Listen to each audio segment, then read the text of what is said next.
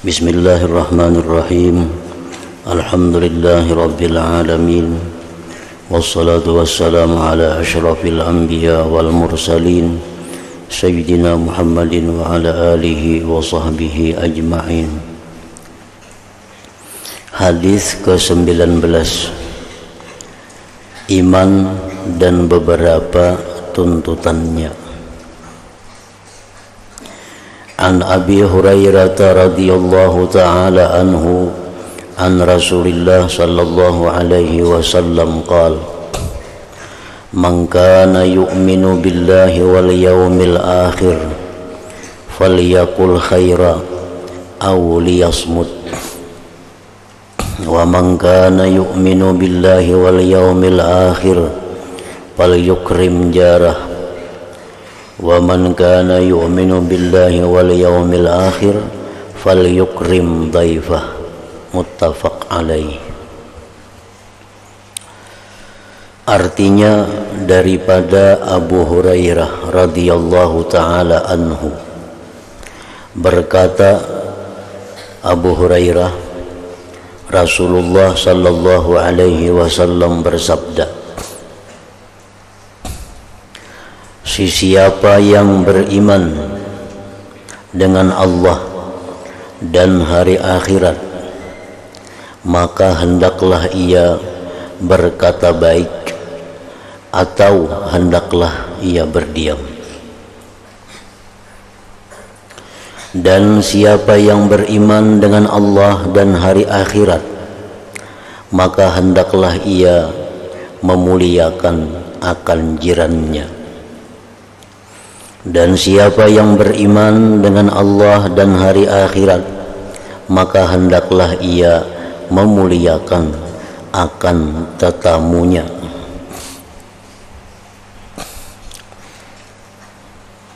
Dalam hadis ini ada 3 pasal yang ditegaskan Rasulullah sallallahu alaihi wasallam terhadap orang-orang yang beriman dengan Allah dan hari akhirat.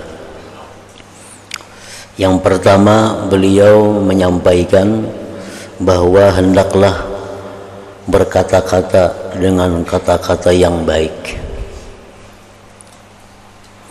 Kalau tidak, maka hendaklah berdiam. Kata-kata yang baik itu adalah kata-kata yang mendatangkan manfaat atau kata-kata yang mendatangkan pahala kebaikan. Sebab di dalam sebuah kalimat, dalam sebuah ucapan, ada yang pasti bermanfaat.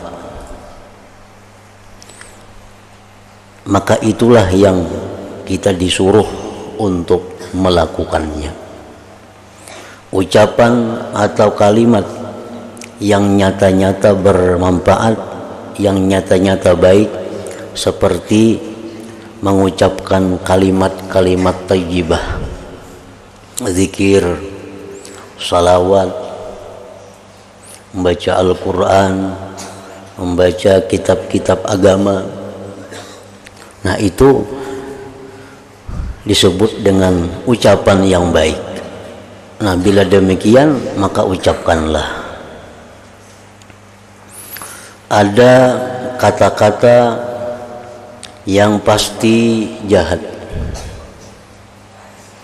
Ada kata-kata yang pasti jahat.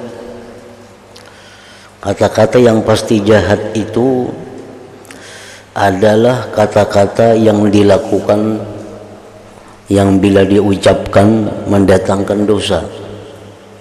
Seperti kata-kata dusta, seperti kata-kata atau ucapan yang menyinggung, menyakiti orang lain.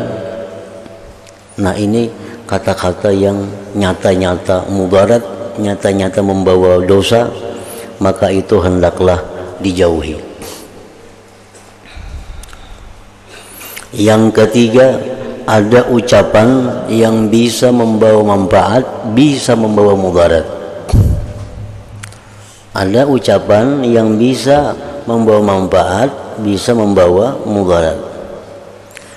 Nah, dalam hal seperti ini kita disuruh hendaknya tidak usah mengucapkan itu.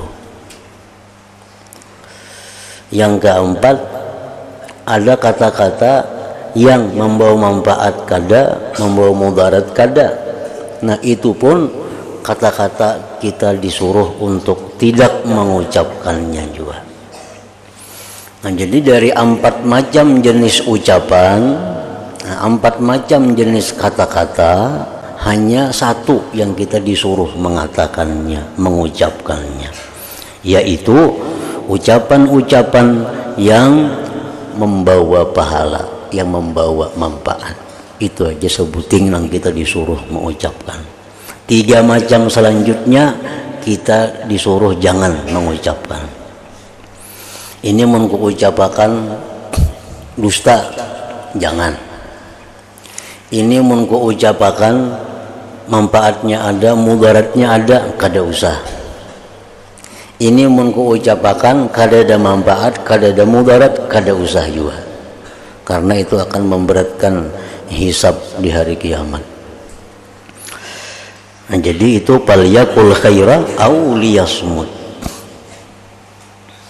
Sebagian hukama berkata Allah menjadikan manusia itu dengan 1 lisan 2 telinga. Manusia diciptakan Allah 2 telinga 1 mulut. Nah, itu mengandung arti, mengandung makna yang artinya bahwa manusia itu hendaklah lebih banyak mendengar daripada berkata-kata. Hendaklah lebih banyak mendengar daripada berkata-kata. Makanya 2 telinga diulahkan Tuhan, mulut sebuting aja.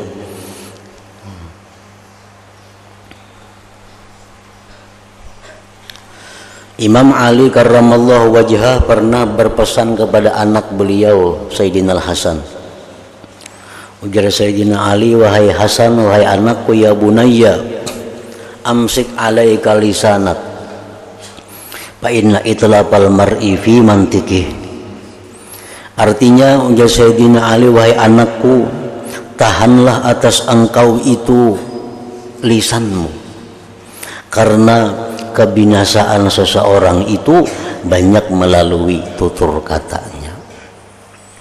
Orang bakalahi akibat tutur kata, orang jadi kada betaguran akibat perkataan tutur kata, orang putus silaturahmi akibat tutur kata, orang berbunuh-bunuhan akibat tutur kata. Nah, maka Nabi seringkali mengingatkan kepada kita agar menjaga ucapan-ucapan itu. Ucapkanlah sesuatu yang dipastikan membawa pahala.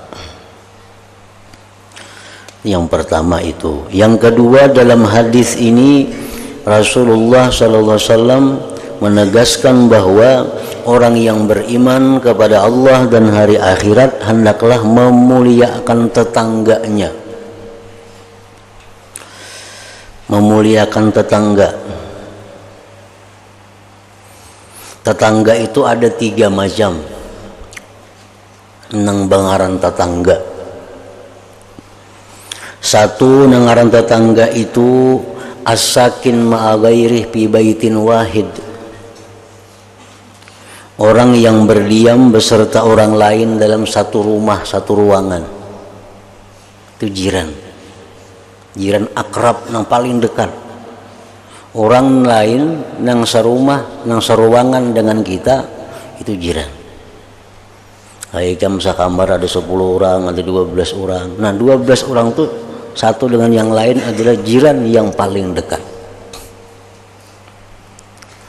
Yang kedua, nangaran jiran itu wa'alal mulasik, orang yang berhimpitan sebelah rumah yang bahalat tawing, sebelah kamar, itu jiran juga.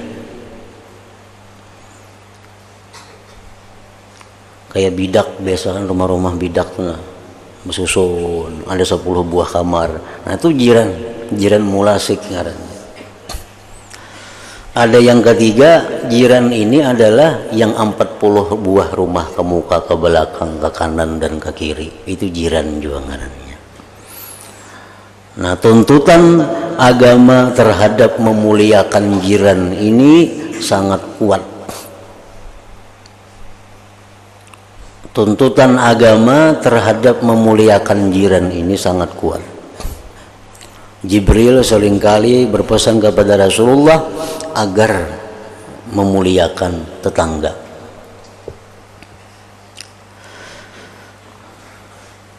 Berbuat baik kepada tetangga itu pahalanya lebih besar daripada berbuat baik kepada yang bukan tetangga. Berbuat dosa, berbuat jahat kepada tetangga, dosanya lebih besar daripada berbuat dosa kepada yang bukan tetangga. Karena ini ada hak yang mesti dijaga, hak tetangga itu.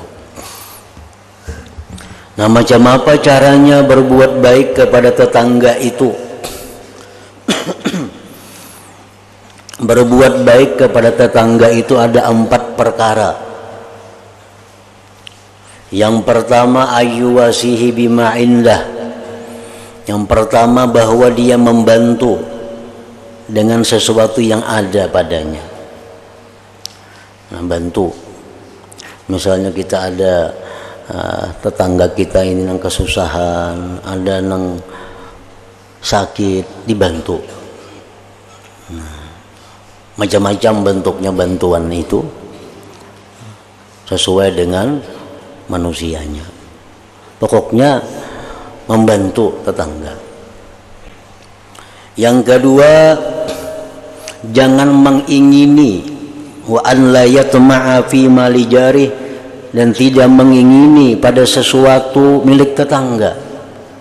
Jangan menghendaki ampun tetangga.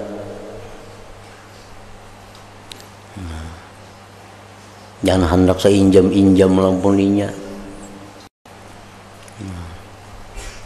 Kadang mengingini kepunyaan tetangga.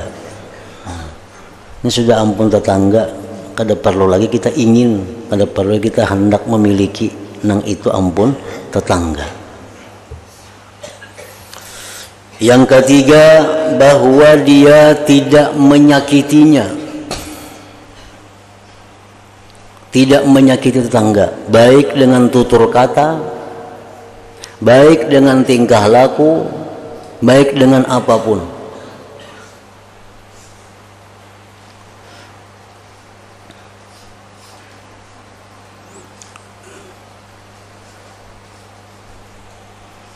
Makanya ajar Nabi, jangan hendak maulah rumah lebih tinggi daripada rumah tetangga, karena itu akan mendinding udara masuk ke rumah tetangga itu. Nah, jangan ajar Nabi membangun bangunan rumah lebih tinggi daripada rumah tetangga, karena itu mendinding udara masuk ke rumah tetangga itu. Nah, karena itu menyakiti. Tanaman-tanaman di sekitar rumah kita jangan ada nang daunnya itu mahamburi halaman tetangga. Itu termasuk menyakiti. Nah, kita memasak masakan nang baunya keciuman tetangga, tetapi kita kadang memberinya, itu menyakiti. Kita menukar makanan dari luar, kemudian membawa ke rumah, kelihatan tetangga, tapi kita kadang memberi tetangga, menyakiti tetangga. Nah, yang keempat, wa ayyasbira ala azah, dan dia sabar atas gangguan tetangga. Nah, tetangga ini macam-macam, sabar. Tetangganya kada tahu tengah malam betukangnya, orang guringan lituk-lituk, nah apakah dijatuknya, membunyikan TV nyaring, membunyikan tip radio nyaring. Nah, sabar ya kita.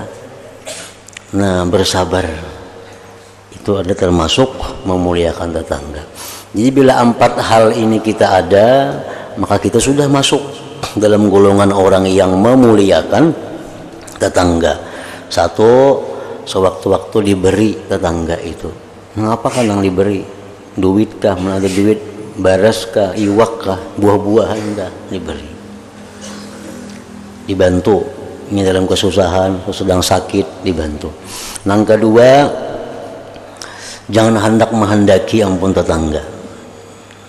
Yang ketiga, jangan hendak mengganggu kenyamanan tetangga. Yang kelima, bersabar atas nang kada nyaman dari tetangga itu. Nah, bila kita bisa 4 hal itu, kita termasuk orang yang memuliakan tetangga. Yang ketiga, di dalam hadis ini Rasulullah menegaskan bagi orang yang beriman dengan Allah dan hari kiamat adalah memuliakan tamu.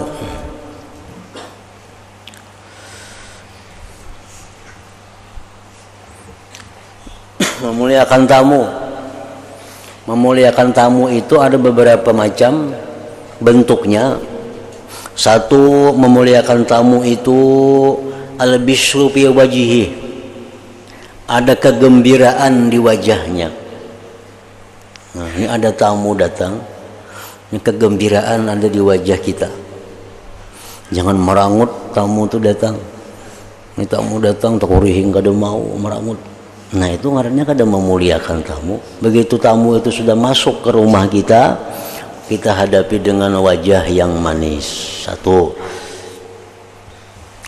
Yang kedua, memuliakan tamu itu berkata-kata yang baik dengan tamu. Jangan sampai tamu ini tersinggung, jangan sampai tamu ini terpukul. Misal kita bebandir apa lawan tamu sehingga tamu jadi kada nyaman. Nah, bertutur kata yang bagus dengan tamu itu.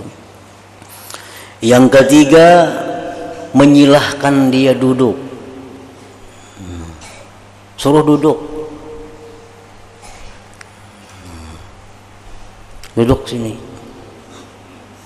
Nah, duduk, menyuruhkan duduk. Sebab tamu itu wajib bagi tamu itu duduk di tempat yang disuruh ampun rumah duduk. Itu ingatakan bila menamu ke rumah orang, ya ampun rumah duduk sinilah. Sini aja ginjar, nak ada boleh itu. Tamu itu wajib itu artinya berdosa mungkin dilaksanakan. Bila kita ke rumah orang, kita wajib duduk di tempat nang disuruh ampun rumah duduk. Yang hendak ada mau, ya ampun rumah sini duduk yang mana? Coba pergi sini jar. Jangan kayak itu. Kenapa sebabnya? Karena ampun rumah itu menyuruh kita duduk di suatu tempat itu ada maksud, ada tujuan. Nah, menduduk di situ mungkin dapurnya kelihatan, menduduk di sini mungkin anak bininya kelihatan, menduduk di sini aman. Nah, jadi ampun rumah duduk sini aja ampun rumah. Nah, duduklah kita di situ. Nah, ampun rumah ini disuruh menyilahkan duduk.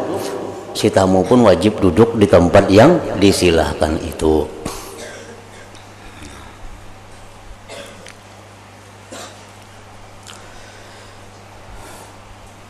Yang keempat, memberikan hidangan kepada tamu. Tamu itu mesti disurungi dengan sesuatu yang ada padanya. Dengan sesuatu yang ada padanya. Kalau diwajibkan pang kita mencari makanan yang ada di rumah, makanan yang ada di rumah aja, ada teh aja surungnya. Kebetulan ada wadah ini ada perlu abruk ke situ kemari, itu ada disuruh, itu hanya sebagai keutamaan aja. Kita yang diwajibkan dengan tamu itu menghidangkan makanan kepadanya, makanan yang ada padanya. Mencarikan kalau warna nyaman, nah itu keutamaan bukan kewajiban si ampun rumah. Nah, yang kelima, memuliakan tamu itu adalah lagi melepaskan dia dengan lemah lembut dengan baik. Nah, begitunya anak bulik tuh. Nah, jadi itulah rangkuman dari 3 hal dalam hadis Nabi ini. Siapa yang beriman kepada Allah dengan hari kiamat, berkata-kata yang baik, mengkada kawan yang baik, berdiam. Yang kedua, muliakanlah tetangga. Cara memuliakannya kayak tadi sudah. Dan lagi muliakanlah tamu. Cara memuliakan tamu ya kayak tadi juga.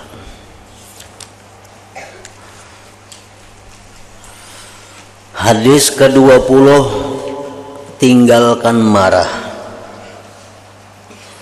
An Abi Hurairah radhiyallahu ta'ala anhu anna rajulan qala lin nabi sallallahu alaihi wasallam awsini qala la taghdab faraddada mirara qala la taghdab. Rawahul Bukhari.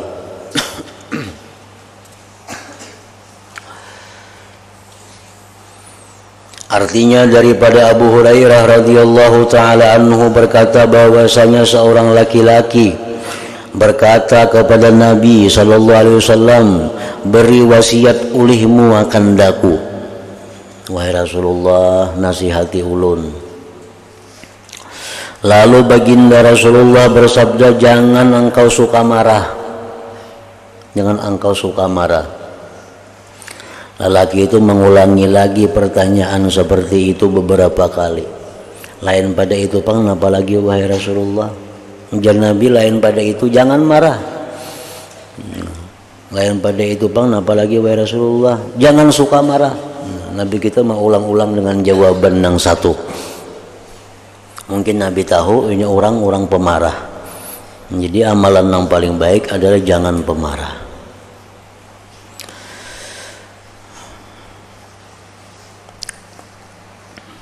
Dan Nabi SAW terus menjawab, jangan engkau suka marah. Marah itu apa? Bahasa kitanya sarik. Nah, sarik itu kayak apa? Sarik itu ujar para ulama, sauranu damil qalbi wa ghalayanuhu ala inda tawajjuhi makruh. Itu marah. Marah itu artinya menggurak darah di dalam hati ketika datang sesuatu yang kada disenangi. Hatinya menggurak, panas karena ada sesuatu yang kada disenangi. Itu marah. Dan tandanya marah itu tagayyurul zahir, berubah zahir. Orang marah itu biasanya mirah mukanya.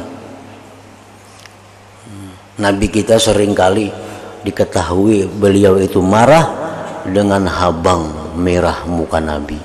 Nabi itu bila sidin marah, mirah, sidin putih. Jadi kelihatan habang muka Nabi itu.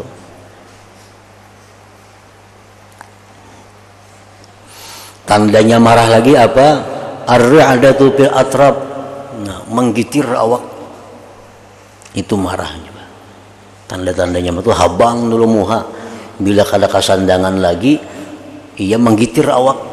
Daripada saking mengguraknya darah di dalam hati itu, nah, awak menggitir. Tandanya marah lagi, kubuhus surah, jahat rupa. Bicaramin orang sarik tuh kada bungas lagi. Orang tuh bungas, sarik inya kada bungas lagi. Kalau bungas pada hulu sarik pulang maginnya lagi. Ini nang bungas nih sarik ada bungas lagi. Itu tanda marah. Nah, marah ini bukan semuaan marah tercela. Ada marah nang disuruh. Marah nang disuruh tuh ngarannya al-ghadab billah. Marah pada Allah. Artinya marah pada jalan Allah. Contohnya kayak apa? Anak kita, nak sembahyang, kainagin sembahyang, kainagin, sarik kita tuh. Nah ini marah fillah. Itu disuruh kita marah. Marah yang dipuji itu adalah marah yang disebut mahmud, marah yang terpuji. Izan tuhikat hurumatullah, bila dilanggar kehormatan Allah. Nah itu marah disuruh. Lawan bini, lawan anak, lawan pembantu-pembantu kita. Nah, lalunya ada melanggar hukum-hukum Allah. Cuma kada baik umpamanya pakai baju itu kada boleh. Sekali-sekali jauh umpamanya. Sekali-sekali kada baju kalau kada boleh. Tak rabitnya bajunya. Nah, kayak itu maka. Karena baju itu baju yang diharamkan Tuhan memakai. Baju yang dilarang Allah memakai. Nang laki itu mesti marah. Bila kada marah, dapat dosanya. Ar-ridha bil maksiat maksiatun. Setuju dengan maksiat walaupun seorang kada manggawi ya maksiat juga karena ketuju. Itu marah nang terpuji. Siapapun yang bila ada melanggar hukum Allah lalu hati kita ini jadi menggurak. Nah itu bagus berpahala itu. Itu marah nang berpahala. Adapun marah nang tercela itu adalah marah tercela, marah nang kada urusan lawan Allah Ta'ala, urusan lawan kita pribadi. Nah ini marahnya tercela. Nang kada kakaruan sarik. Ambilkan pang banyu di rumah nih. Jadi nang bini mambilakannya banyu lambat, bini bininya sedang menjarang banyunya. Datang matar banyu, kemana cari banyu ke pantai situ kamu mencari. Mana orang disuruh mulhakan banyu, terlambat menyarik pula. Nah ini sarik nang tercela ngarannya. Ini nang jar Nabi nang lata gedap, jangan marah, jangan marah, jangan marah.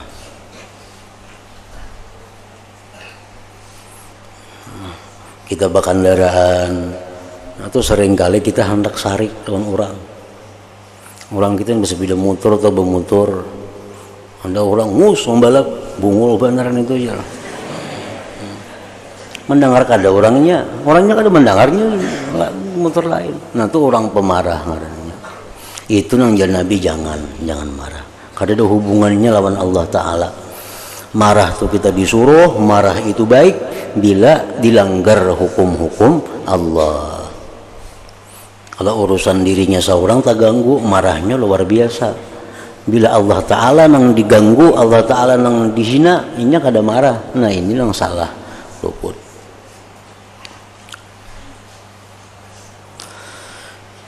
Hadis ke-21, jangan mensia-siakan keparduan dan jangan mengerjakan yang haram. An Abi Tha'labah radhiyallahu anhu an Rasulillah sallallahu alaihi wasallam qala inna Allah ta'ala farada faraidha fala tudayyi'uha wa hadda hududa fala ta'taduha wa harrama asya fala tantahikuha wa sakata an asya rahmatan lakum fala tabhasu anha. Rawahu Daraqutni bi isnadin hasan. Artinya daripada Abu Tha'labah radhiyallahu taala anhu daripada Rasulullah sallallahu alaihi wasallam baginda bersabda, sesungguhnya Allah Ta'ala telah menentukan perkara-perkara yang fardu, sembahyang, puasa, bayar zakat, berbakti kepada orang tua. Maka jangan kamu mensia-siakannya. Jangan kamu mensia-siakannya. Arti jangan mensia-siakan keparduan yang dipardukan Allah itu, arti jangan mensia-siakan. Satu artinya tarkuha, meninggalkan. Jangan. Yang kedua termasuk jangan menyia-nyiakan itu watahawunuha, merimihkan. Bebarang haja. Tuhan nyuruh sembahyang, bebarang aja saya sembahyang. Tuhan nyuruh berzakat, bebarang aja saya berzakat. Nah jangan juga. Yang ketiga pengertian jangan mensia-siakan itu wa ta'khiruha an waqtiha, melambatkan daripada waktunya. Nah, masuk mensia-siakan juga. Jadi bila keparduan itu dipardukan oleh Allah, laksanakan. Jangan mensia-siakan, meninggalkan jangan, memperinting jangan, melambatkan dari waktunya jangan. Dan ia Allah Ta'ala menetapkan batas-batas hukum, maka jangan kamu melampauinya. Hadda hududa, Allah telah menggariskan hukum-hukum, jangan melampauinya. Arti jangan melampauinya itu, satu, jangan meninggalkannya, jangan menguranginya, jangan melebihinya. Nah, itu artinya ta'taduha. 3 macam artinya. Jangan meninggalkan, jangan mengurangi, jangan melebihi. Macam Allah maulah hukum, ujar Tuhan dalam Quran, dalam sunnah Nabi, besok bagaimana hukumnya orang yang berzina, kan di Quran ada. Bagaimana orang hukumnya minum arak, bagaimana hukumnya orang mendakwa orang lain berzina, kan ada dihukumkan oleh Tuhan. Hukum orang yang minum arak itu dipukul 40 kali, dicambuk 40 kali. Orang tuh minum arak, nah terbukti minum arak, itu mesti dilaksanakan hukum Allah. Kayak apa Allah menghukumkan? Ujar Tuhan, orang yang terbukti sudah minum arak itu dipukul 40 kali pukulan. Nah, itu undang-undang Allah. Jangan kada dipakai undang-undang itu.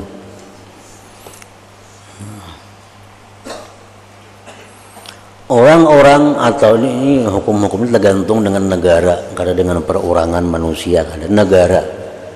Negara-negara yang memakai melaksanakan hukum Allah itu pasti negara itu makmur. Pasti. Kenapa satu bangsa, satu negara itu susah? Kenapa satu bangsa, satu negara itu terjadi permusuhan, perang saudara? Kenapa satu bangsa itu sulit mencari makanan? Kenapa satu bangsa itu sulit mencari bahan bakar? Salah satu penyebabnya adalah di negeri itu kada dilaksanakan hukum Allah. Itu sudah jelas. Di situ kada dipakai hukum Allah. Kalau hukum Allah dipakai di suatu negeri, itu pasti makmur negeri itu. Itu jaminan dari Al-Quran. Orang minum arak, pukul 40 kali. Jangan lebih pada itu, jangan kurang pada itu. Nah, itu artinya. Pencuri, maling, terbukti bahwa dia maling, Allah menghukumkan tatak tangan kanan. Mencuntan pulang, tatak betis kiri. Mencuntan pulang, tatak tangan kiri. Mencuntan pulang, tatak betis kanan. Habis sudah kada ada lagi tuh. Udah bergerak lagi, tangan betis kada ada lagi.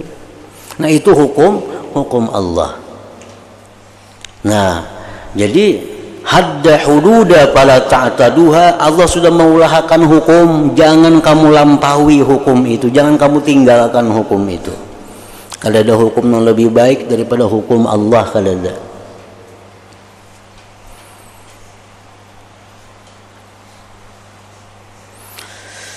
Dan ia telah mengharamkan beberapa perkara, maka jangan kamu melanggarnya. Sudah jelas, minum arak, perzinahan dan lain-lain dilarang, jangan dilanggar-langgar itu. Orang yang melanggar hukum Allah pasti akan binasa. Itu sudah nyata. Orang yang melanggar hukum Allah pasti binasa. Emang apabila binasanya tuh hanya Tuhan yang tahu. Pasti binasa. Kalau nya kada kembali, kalau nya kada tobat kepada Allah. Dan ia Allah diam, maksudnya kada menjelaskan daripada beberapa perkara karena kasih sayang bagi kamu, bukan karena ia terlupa. Maka jangan kamu mencungkil-cungkil masalah tersebut. Ada yang secara jelas Allah menghalalkan, ada secara jelas Allah mengharamkan. ada nang kada dijelaskan Tuhan. Nah itu jangan dicari-cari, jangan dicari-cari. Sesuatu yang kada dijelaskan oleh Allah itu berarti boleh, berarti boleh. Nah, ya Tuhan yang kain ini haram, kain ini halal. Nah ada yang kada dijelaskan oleh Tuhan, bukan Tuhan lupa kada, itu Tuhan rahmat, memberi kesayangan, rahmat kepada kita. Artinya yang kada dijelaskan Tuhan itu termasuk boleh, jangan dicari-cari hukumnya. Nah, kayaknya mungkin cungkil-cungkil, cari-cari bisa kada boleh jadinya. Allah menyuruh kita belajar hukum, kita pelajari hukum. Allah kadang menyuruh kita ini menggali rahasia dalam satu hukum itu kada disuruh Tuhan. Nah, jangan digali-gali hukum Allah itu, karena itu Allah menghukumkan sudah pasti baik. Nah, jadi dan dia Allah diam daripada beberapa perkara karena kasih sayang bagi kamu, bukan karena ia terlupa. Misalnya Tuhan babi haram, kan? Anjing haram, ayam halal. Nah ini halal. Ada binatang-binatang yang kada disebutkan halal itu artinya. Itu ada perlu dicari-cari lagi hukumnya. Bukan Allah kada ingat menyampaikan itu kada. Yang penting nang disuruh Allah laksanakan dengan baik, nang diulahkan Tuhan hukum jalankan dengan baik, nang dilarang Tuhan jauhi. Itu. Nang mana kada dijelaskan Tuhan jangan diurusi. Itu artinya boleh. Nah, kemudian hadis yang ke-22.